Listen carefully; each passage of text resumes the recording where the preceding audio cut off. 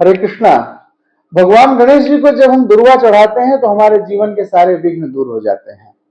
जो भी हमें राहु से संबंधित समस्या होती है, आर्थिक समस्या होती है, स्वास्थ्य की समस्या होती है, वो सब कुछ भगवान गणेश जी को दुर्वा चढ़ाने से समाप्त हो जाती है। लेकिन दुर्वा का गणेश जी के साथ क्या है संबंध, क्या कनेक्शन है, यह नहीं समझ में आता है। तो आज आइए हम आपको बतलाते हैं कि दुर्वा का गणेश जी के साथ क्या संबंध है। कार्यक्रम के अंत में हम बताएंगे राहु से संबंधित सारी समस्याएं दुर्वा से हल हो जाती हैं।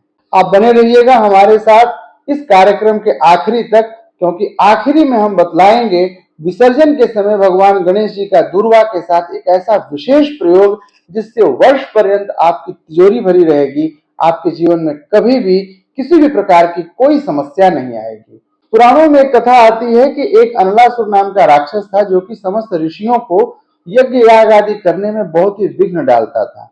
ऋषि महर्षियों को तो वो सीधा ही निगल जाता था। सभी ऋषि महर्षि जाकर के भगवान ब्रह्मा जी से तपस्या करके कहे, प्रभु इस राक्षस से हमारी रक्षा करिए। ब्रह्मा जी ने कहा कि शंकर जी से जाकर के कहिए।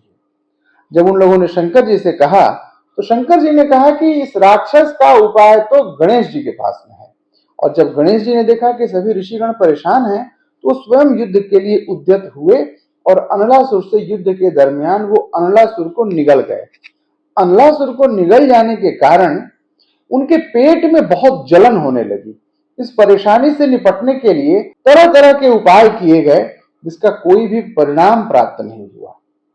आखिरी में कश्यप ऋषि ने जलन शांत करने के लिए दुर्वा की 21 गांठें बनाकर श्री गणेश जी को खाने को दी।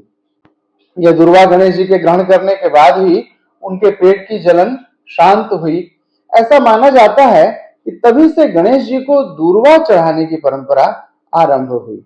दुर्वा चढ़ाने से आपके जीवन के तमाम प्रकार के विघ्न विनाशक गणेश जी दूर कर देते हैं। दुर्वा एक ऐसी वनस्पति है जो कि विपरीत परिस्थितियों में भी नष्ट नहीं होती है। जेठ की दोपहरी में दुर्वा का पौधा जल गया हो, लेकिन आप यह मत समझिए कि वह नष्ट हो गया है। सावन की ज्यों ही 2 बूंदें उस दुर्वा पर पड़ेंगी त्यों ही वह दुर्वा हरी हो जाएगी। इसीलिए विवाह में दुर्वा को कन्यादान के समय साक्षी मान करके कन्यादान किया जाता है, क्योंकि दुर्वा कभी नष्ट नहीं होती। सीता जी ने भी दुर्वा का आश्रय लेकर के रावण से वार्तालाप किया था। उस दुर्वा के प्रयोग से ही सीता जी के सारे विघ्न दूर हो गए थे, उनका जीवन मंगलमय हो गया था।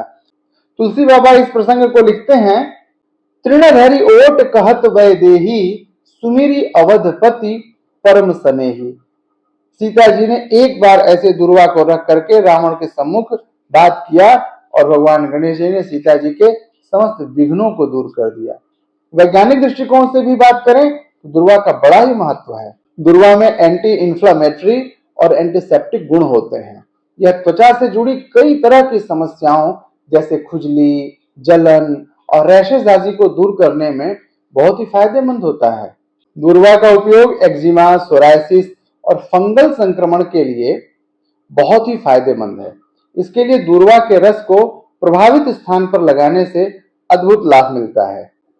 हड्डी की समस्या, जोड़ों में दर्द, डिप्रेशन, बाल झड़ना, आपसी तालमेल में कमी, बात बात में आपा खो देना, वाहन दुर्घटना, पुलिस केस या पत्नी से झगड़ा या आर्थिक नुकसान, इस प्रकार की जो भी समस्याएं आती हैं, ये सारी समस्या राहु के कारण आती है। राहु के कारण एक और बहुत बड़ी समस्या होती है, वह होती है आपका मानसिक तनाव, डिप्रेशन, स्ट्रेस, एंजाइटी। ये सारी समस्याएं राहु के कारण आती हैं। यदि ऐसी समस्या आपके साथ हो रही है तो इस गणपति पूजन के दिनों में शनि अथवा बुधवार के दिन राहु के मंत्र ओम रांग राहवे नमः, इस मंत्र को बोलकर 108 बार जोड़ा दुर्वा से हवन कर दीजिए। आपकी सारी समस्याएं समाप्त हो जाएंगी।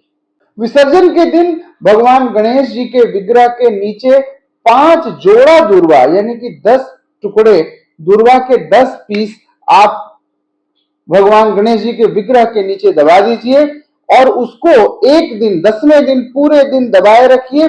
और जब विग्रह का विसर्जन हो जाए, जब विसर्जन के लिए प्रतिमा उठ जाए, तो उस दुर्वा को आप उठा लीजिए और उसे लाल कपड़े में बांध करके तिजोरी में रख दीजिए और इसे 1 वर्ष तक अपने तिजोरी में उस 5 जोड़े दुर्वे को रखे रहिए। इससे आर्थिक समस्या जो भी आपके जीवन में चलती आ रही है वो सारी समस्या निर्मूल हो जाएगी, समाप्त हो जाएगी और कभी भी आपको धन की कमी नहीं होगी। यदि लोन संबंधी किसी की समस्या बनी हुई है तो यह प्रयोग बहुत ही कारगर होता है। आशा करता हूं आपको यह सत्र बहुत ही पसंद आया होगा। ऐसी ही जानकारियों के लिए आप जुड़े रहिए हमारे साथ। यदि आपने हमारे चैनल को अब तक सब्सक्राइब नहीं किया है तो हमारे चैनल को सब्सक्राइब कर दीजिए और बेल आइकन को प्रेस कर दीजिए ताकि आपको ऐसी जानकारियां हमेशा मिलती रहें। तो पुनः मिलते हैं आपसे, तब तक के लिए मुझे दीजिए विदा। जय श्री कृष्ण।